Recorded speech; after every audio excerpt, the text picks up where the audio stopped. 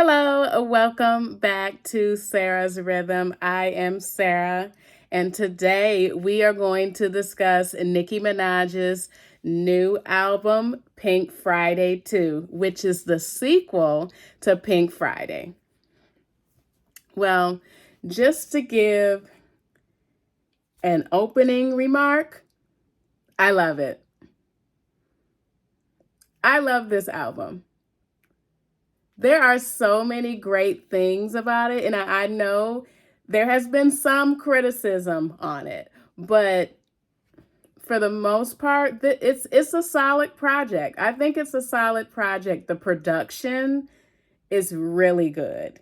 I like that Pop Nicki is back. Pop Nicki is back on this one, and there were a lot of really good pop moments on here, like Everybody, the one with Lil Uzi Vert on there. I that one gives a really dancey TikTok vibe that I know a lot of the TikTok people are going to eat up, and they're already doing it already. And that song makes me want to, the little I want to rock dance. That's the dance that I envision for that. Because Lil Uzi Vert, he brought his sound on it. It sounds a lot like I Want to Rock. Now the song samples Move Your Feet by Junior Senior. And I remember when that song came out. That one was also a smash. It makes you want to get up and dance. It has a party vibe. It's a feel-good vibe. And when you put that song on, it just puts you in a really good mood. And that's what Everybody does. That is one of the smashes of Pink Friday too. It feels like Pink Friday with the samples and the lighthearted feelings of a lot of the records on here. It just feels like Pink Friday. And we also need a video for Everybody. So I really hope she does a really great music video with some choreography to it, because that's what I think of when I listen to this. But there were many highlights. I'm going to go through my favorite songs on Pink Friday 2. So I really like the intro, Are You Gone Already? It reminds me of when she did the intro to the Pink print, All Things Go. It sort of gives that the same type of vibe, like that. The same type of very smooth and mellow vibe. And that's a really nice intro. It's a really nice intro. It samples the Billie Eilish song, which I'm not too familiar with, but she did a really good job weaving it through. And the production is really beautiful. With Barbie Dangerous, on Barbie Dangerous, she's just in her braggadocious vibe, saying that she is the best. She is the best. She is the queen. She can do it better than any of them. And the beat is nice. It's the song that you're supposed to bump and play loud. It's just a vibe. But overall, the production is fire, and it samples Notorious Thugs by the Notorious B.I.G. It sort of borrows the flow in the production, but I think she sort of she changed the key of it. But I love it. I love how it gets me in a vibe to just bounce and everything like that. That's what I did when I first heard it. I just thought, wow, this this is a straight up banger. This is a straight up banger. But Barbie Dangerous is one of my favorites. Fuck the Club Up. That one reminds me of Travis Scott, because he had a song that sort of went like that. Fuck the club up. Fuck the club up. Bitch, fuck the club up. Fuck the club up. You know, that he had a song that went that same way. So I don't think a lot of people have been talking about it, but every time I hear that one, it just reminds me of that one, even though that one is also a really nice club banger. It's not a favorite of mine, but that one just sounds like something we've heard before. But I love the futuristic vibe that Fallen for You has on it. Because when I heard the extra synthesizers and keyboards, I thought, oh, this this is interesting. Doing something a little different with this. It reminds me of a lot of her pop songs that she had in the past. I think her pop songs are really strong. I think they're some of her strongest work. And Fallen for You is definitely a strong song. And I like her singing on it. Now, I like Nicki Minaj's singing.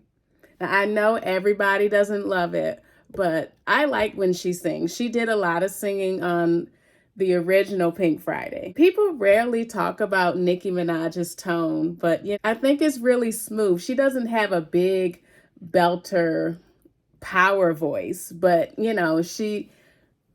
she sounds better than a lot of these new pop girls that are out. So, I will give her that.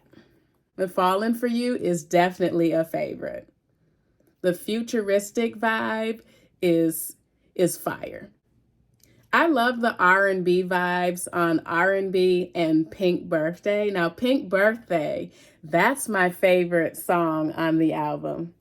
I love her singing verses on that. And that one's really sexy too. Talking about how she's gonna lay it on him. Yeah. That one's really sexy. One thing that I'll say about Pink Birthday is that I wish it was longer. She should have made these songs longer. They're too short. The 2-minute thing. Nicki Minaj doesn't have to do the 2-minute thing. She can do 3 minutes and more. Now, Nicki has her own passion fruit or controller on this album. So Needle featuring Drake. Drake sort of brought his sound on it. And they put the little island vibe on it. So the first thing that it reminded me of is passion fruit. It reminded me of passion fruit and Controller from his Views album. Seems like Nicki was doing this a lot. When she had a feature, she sort of incorporated that rapper's sound onto the record that she was doing, which was cool. I think that was cool. It was different. It was different for her. But Drake sort of took a back seat on it. He sort of took a back seat on it. But Nicki carried the record. She carried the record and it was pretty good. Big Difference is sort of like Barbie Dangerous, where she's talking about her status. She is the queen. There's a difference between me and you. And don't compare yourself to me, because I'm the queen. You look to me. You look up to me. Everything that you're doing is because of me and my inspiration. But I'm glad that we got the full version of Big Difference, because her verses on here are fire. And I love the aggressiveness of... I love what Nicki did with the Girls Just Want to Have Fun sample by Cyndi Lauper. I really love how she weaved that in. Some might say it's too much like the original, but so what? It's just a fun song. Every time I hear it, it just makes me feel good. It makes me feel good. It makes me feel feminine, and And, it's just it makes you feel good. It's just meant to, be an upbeat, lighthearted song. This one definitely reminds me of the original Pink Friday, because these are the type of, pop songs that that made Pink Friday such a big hit. Because those songs were fun. Those songs were colorful. They were lighthearted. And they just make people feel good. And Pink Friday girls, it definitely does. I think that with everybody is also gonna be a big smash with the public. And we need a video for that one.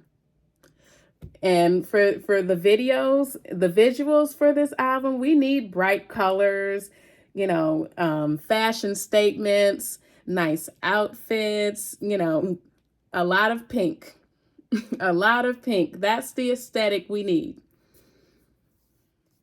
The Pink Friday girls, that one and Pink Birthday are my favorite. I want to give a shout out to Tasha Cobbs Leonard for her feature on Blessings. She took us to church with that one. That one is a phenomenal one. It's not a favorite of mine on it, but but Tasha Cobbs, she did her thing on this record. And I love songs like this where, they're talking about being grateful for their blessings and and how they've come a long way, and how God has blessed them throughout their career. I love songs like that. But with my final thoughts, is it better than the original Pink Friday? Probably not. But is it good? Yes. I do think it's good. It did live up to my expectations that I initially gave in my What Should We Expect video for Pink Friday. But if you haven't checked that out, go ahead and check that out. But it did meet a lot of my expectations, wanting fun records, poppy records, great flows, great verses from Nicki. But it just seems like a mature Nicki Minaj. It seems a little bit more mature than that one. But overall, it's a great record. And I don't agree with the people who are dissing it. It's better than a lot of what the other female rappers are putting out. 500,000 copies sold the first weekend. That's good. That's pretty good. I definitely feel that it's going to do better than Queen. It's going to have a better reputation than that one had. And I'm not surprised that she included Super Freaky Girl and Red Ruby the Sleeves, because both of those songs were really good. Those were smashes.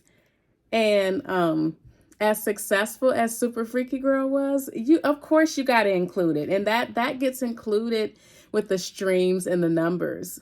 So the thing is, you have to include the big records. Super Freaky Girl, it definitely reminded me of Pink Friday. It had the aesthetic of it, the production of it, and everything. And I knew that it would go perfect on a Pink Friday too. And some people were talking about what's the official first single of Pink Friday 2. And the thing is, Super Freaky Girl. I was thinking that at first. But the production is definitely a winning point on this album. It's very futuristic. It's very current. It doesn't sound dated. And another thing, the track listing.